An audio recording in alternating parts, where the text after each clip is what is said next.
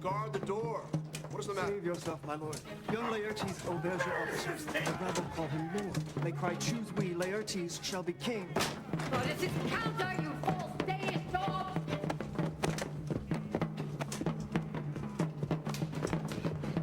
O thou vile king, give me my father. Calmly, good Laertes. A drop of blood that's calm proclaims me bastard. What is the cause, Laertes, that thy rebellion looks so giant-like? Let him go, Gertrude. Tell me, Laertes, why thou art thus incensed. Let him go, Gertrude. Speak, man. Where is my father? Dead. But not by him. Let him demand his fill.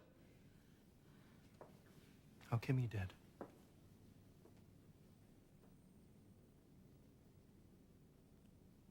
I'll not be juggled with. To hell allegiance, vows to the blackest devil.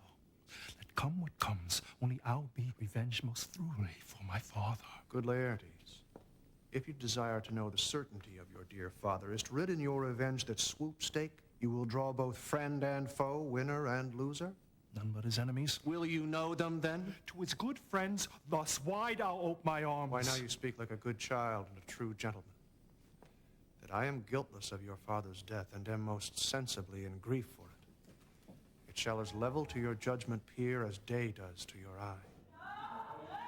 What noise is it?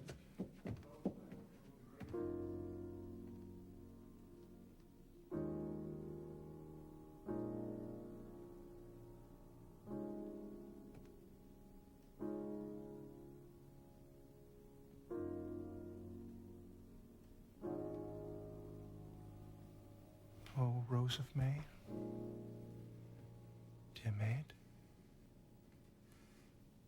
kind sister, sweet Ophelia. They bore him bare-faced on the bier, and in his grave reigned many a tear. Fare you well, my dove. Hadst thou thy wits, and didst persuade revenge, it could not move me thus. You must sing a down, down. There's Rosemary. That's for remembrance. Pray you, love. Remember. And there's pansies. That's for thoughts. A documented madness. Thoughts and remembrance fitted. There's fennel for you. And columbines. Here's a rue for you. And here's some for me. You must wear your rue with a difference. There's a daisy. I would give you some violets, but they withered all when my father died. They say he made a good end. And will he not come again? And will he not come again? No, no, he is dead. Go to thy deathbed. He will never come again. He will never come again. God, have mercy on his soul. God, have mercy on his soul.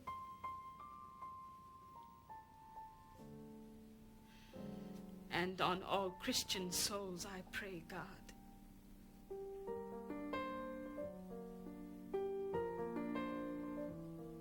Goodbye, you.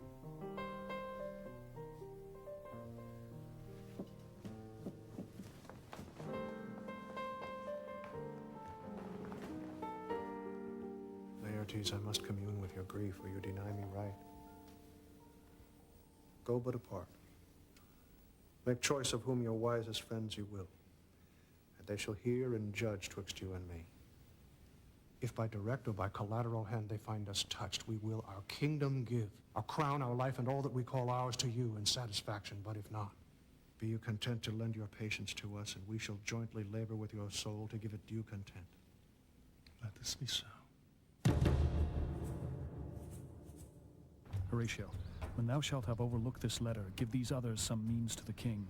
Ere we were 2 days old at sea, a pirate gave us chase, and in our grapple I alone became their prisoner. They have dealt with me like thieves of mercy. Let the king have the letters I have sent, and repair thou to me with as much speed as thou wouldst fly death. Rosencrantz and Guildenstern hold their course for England. Of them I have much to tell thee. Farewell. He that thou knowest thine, Hamlet. High and mighty, you shall know I am set naked on your kingdom. Tomorrow shall I beg leave to see your kingly eyes, when I shall first, asking your pardon thereunto, recount the occasion of my sudden and more strange return, Hamlet. What should this mean? Know you the hand? 'Tis Hamlet's character, naked. And in a postscript here he says alone. Can you advise me? I'm lost in it, my lord. But let him come.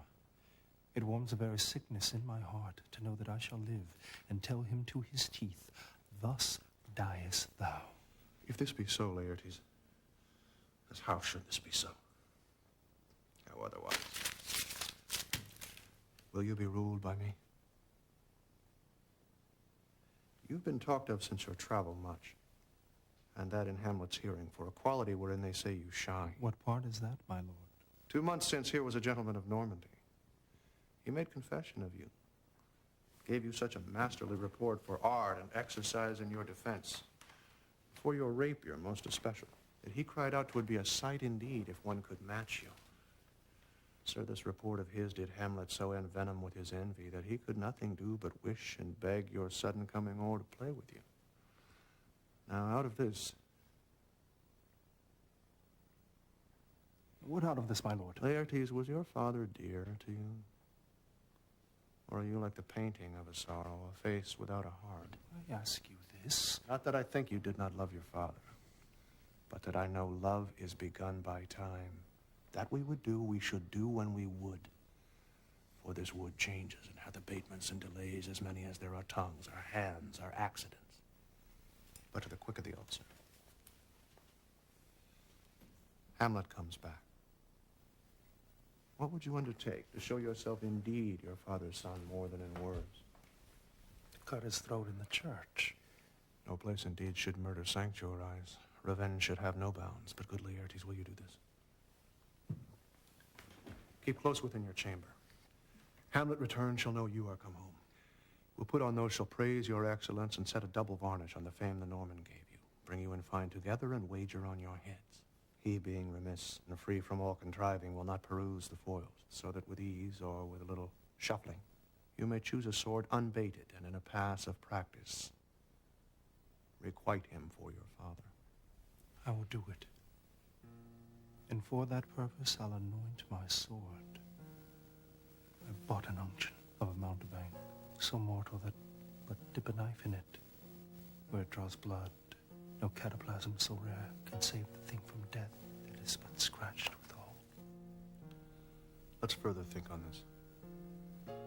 If this should fail, 'twere better not essay. Therefore this project should have a back or second. Soft, let me see. I have to. When in your motion you are hot and drives, make your bouts more violent to that end. And that he calls for drink. I'll have preferred him a chalice for the nonce, whereon but sipping, if he by chance escape your venomed stuck, our purpose may hold there. But stay, what noise? How, sweet queen?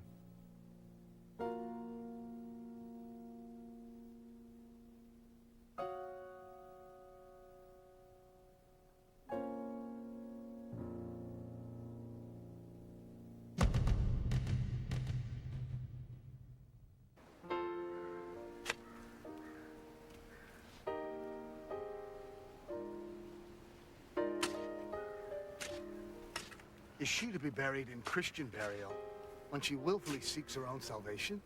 I tell thee she is. Therefore make her grave straight. The coroner hath sat on her and finds it Christian burial. How can that be? Unless she drowned herself in her own defense. Why, 'tis found so. It must be se offendendo. It cannot be else. For here lies the point. If I drown myself wittingly, it argues an act. And an act hath three branches. It is to act, to do, to perform. Argal. She drowned herself wittingly. Nay. Give me leave. Here lies the water. Good. Here stands the man. Good. Now, if the man go to this water and drown himself, it is willy-nilly. He goes. Mark you that. But if the water come to him and drown him, he drowns not himself. Argal, he that is not guilty of his own death shortens not his own life. But is this law? Aye. Nary is it. Coroner's quest law. We have the truth on it? If this had not been a gentlewoman, she should have been buried out of Christian burial. Why, there thou sayest. And the more pity that great folk should have countenance in this world to drown and hang themselves more than their fellow Christian. Come, my spade. There is no ancient gentleman but gardeners, ditchers, and grave makers. They hold up Adam's profession. Was he a gentleman? He was the first that ever bore arms. Why, he had none. What? What, a heathen? How dost thou understand the scripture? The scripture says Adam digged. Could he dig without arms?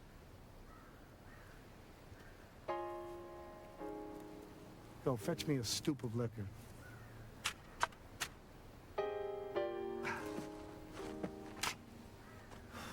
In a youth when I did love, me thought it was very sweet to contract all the time for my behoof. Oh, me thought there was nothing a meet. Has this fellow no feeling of his business? Step. He sings a grave maker. Custom hath made it in him a property of easiness. Seeing so, the hand of little employment hath the daintier sense. I will speak to this fellow.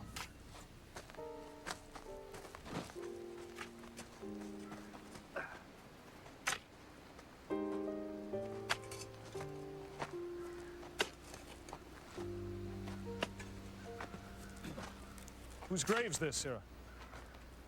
Mine, sir. I think it be thine indeed, for thou liest in it. You lie out on it, sir, and therefore 'tis not yours. For my part, I do not lie in it, yet it is mine. Thou dost lie in it, to be in it and say it is thine. 'Tis for the dead, not for the quick, therefore thou liest. 'Tis a quick lie, sir. 'Twill away again from me to you. What man dost thou dig it for? For no man, sir. Oh, what woman then? None neither. Who is to be buried in it? One that was a woman, sir, but rest her soul, she's dead. Oh, absolutely, Mavis. We must speak by the card, or equivocation will undo us. How long hast thou been gravemaker? Of all the days of the year, I came to it that day our last king, Hamlet, or came Fortinbras. How long is that since? I cannot you tell that? Every fool can tell that. It was the very day young Hamlet was born. He that is mad and sent into England. Aye, marry. Why was he sent into England? Why, because he was mad. He shall recover his wits there. Or if he do not, 'tis no great matter there. What? 'Twill not be seen in him there. There the men are as mad as he. How came he mad? Very strangely, they say. How, strangely? Say, e'en with losing his wits. Upon what ground? Why, here, in Denmark.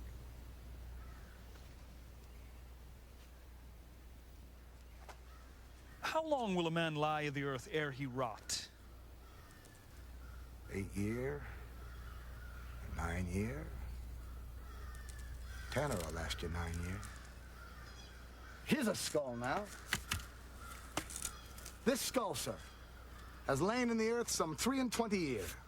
Whose was it? Pestilence on him for a mad rogue. This same skull, sir, was, sir, Yorick's skull. The king's jester. This? E'en that. Let me see. Alas, poor Yorick.